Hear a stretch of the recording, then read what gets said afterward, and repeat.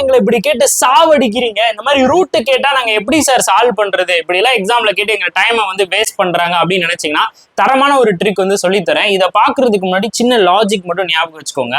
இப்ப எப்படி இருக்க போகுது அப்படின்னா, இப்ப like root a power M அப்படின்னு இருக்குன்னு வச்சுக்கோங்களேன். Root a power M. இப்போ இந்த ரூட் ஏ பவர் எம் நம்ம நெக்ஸ்ட் எப்படி எழுதலாம் அப்படின்னா, ஏ பவர் எம் இன்ட்டு பவர்ல என்ன பண்ணுவாங்க அப்படின்னு பார்த்தீங்கன்னா, பவர்ல 1/2ன்னு போடுவோம்.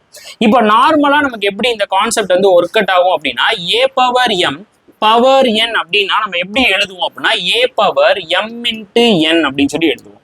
அப்ப இந்த இடத்துல நம்ம எப்படி எழுதுவோம் அப்படின்னா, a power M divided by 2 அப்படின்னு சொல்லி எழுதுவோம். A power M divided by 2 அப்படின்னு எழுதுவோம்.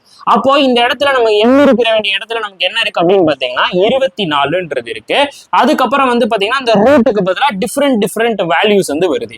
அப்ப நம்ம எப்படி எழுதிக்கலாம், 24 டிவைடட் பை இங்க இருந்து அப்படியே ஸ்ட்ரைட்டா வந்து எழுதுங்க. ஸ்ட்ரைட்டா எழுதுனீங்கன்னா 2, ஸோ 2 இன்ட்டு அதுக்கப்புறம் இங்க வந்து 3, ஸோ அப்போ 3 இன்ட்டு 2ன்னு வந்துடும். கரெக்டுங்களா? அப்ப இங்க வந்து 2ஆல நம்ம டிவைட் பண்ணோம்னா நமக்கு வந்து 12, 12 3ஆல டிவைட் பண்ணா 4, 4 2ஆல டிவைட் பண்ணா 2 வந்திருக்குமா? அப்ப 6 பவர் 2 ஸ்கொயரோட வேல்யூ நமக்கு என்ன வந்திருக்கும் அப்படின்னு பாத்தீங்கன்னா 36. செம ஈஸியா இருக்கா? சூப்பரா.